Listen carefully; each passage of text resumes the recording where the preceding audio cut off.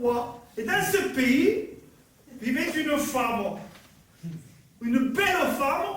Belle sur elle-même, élégante, mais centrée sur son propre nombril. Pétée de thunes. Avare. Ne pensant qu'à elle. Pas sympathique. Pas sympathique, une connasse. Elle avait une grande propriété, donc. Un étang. Des plates-bandes, jolies, un peu comme un château, avec une muraille autour. Une muraille. Un mur d'enceinte, mais Un territoire à elle, tout personnellement sien. elle n'était pas sympathique, c'est ce qu'on peut dire en préambule. Et cette femme, elle exploitait Martine. Une jeune bergère gentille, délicieuse, délicate et qui aimait bien se promener près de l'étang. Martine, elle avait beaucoup de qualités. Elle était vierge, mais pas du tout catholique. Gentille, Martine. Et Martine, elle avait aussi... Qu'est-ce qu'elle avait, Martine, la petite bergère? Qu'est-ce qu'elle avait? Qu'est-ce qu'elle avait, Martine? Qu'est-ce qu'elle avait, Martine, la petite bergère? Qu'est-ce qu'elle avait pour lui tenir compagnie? Qu'est-ce qu'elle avait? Elle avait quoi d'elle, Martine? Qu'est-ce qu'elle avait, Martine, la petite bergère? Ah! Et Qu'est-ce qu'elle avait, Martine, la petite bergère? Qu'est-ce qu'elle avait? Martine? Non, mais chien, non? Qu'est-ce qu'elle avait, Martine? La petite bergère. Petit. Un mouton. La poule avec un bec et des plumes. Et tous les jours, la poule, elle lui donnait un œuf. Un œuf avait du jaune, du blanc et la coquille autour. Un œuf chaud et tiède frais qui sentait bon le cul de poule. Le cloaque, comme on dit scientifiquement. Oui, les cloaques, c'est comme ça qu'on dit, oui. Et la femme, elle avait aussi un fils. Pareillement élégant, pareillement pété de thunes, pareillement égoïste. Imbu de sa personne, il faisait du 4x4 avec le bras à la portière. Les gens méprisamment le 4x4 dans Il avait des lunettes de soleil, même quand il n'y avait pas de soleil. Il se la pétait toujours. Et alors la femme, elle voulait Un connard. Elle voulait associer Martine avec son fils.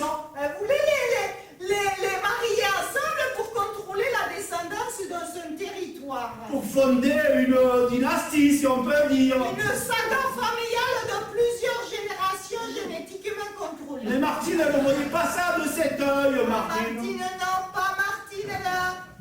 Martine, dans sa tête, elle avait quelqu'un d'autre. Et dans son cœur, Martine, elle kiffait un petit berger. Jean-Pierre. Jean-Pierre, qui était délicieux, délicat, gentil, mais situé de l'autre côté du mur. Très bon garçon, Jean-Pierre. Il avait du chien, comme on dit.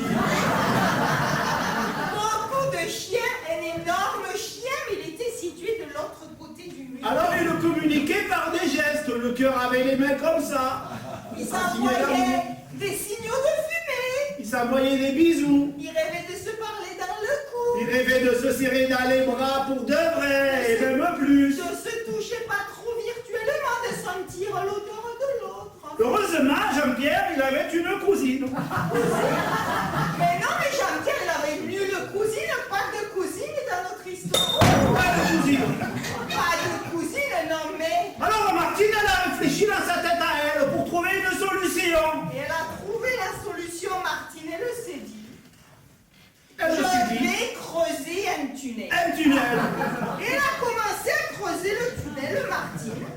Elle a creusé, Elle a creusé. Et puis elle s'est glissée dans le tunnel, Martine. Elle s'est équipée, Martine. Elle le creusait, elle le rampait, elle le creusait, Elle a tout avancé, le matériel qu'il fallait. elle a pressé, elle a Elle a creusé, versé. Martine. Elle prenait la terre devant pour la mettre derrière. Elle la prenait. Elle avait les mains sales, mais c'était pas grave pour elle, Martine. Elle avançait doucement, mais sûrement. Courageusement, Martine. Quant à la fin, Martine, elle a débouché. Ils se sont retrouvés. Et là, Martine, elle était très heureuse de le retrouver, son berger Ils Jean-Pierre. se sont regardés dans le blanc des yeux. Elle était éblouie de tant de chair et d'os en présence, dis donc. C'était le début du bonheur.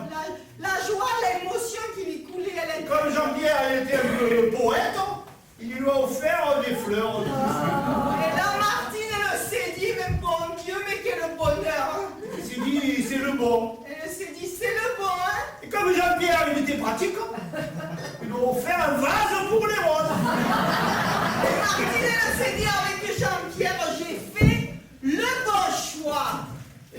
il avait des économies depuis longtemps.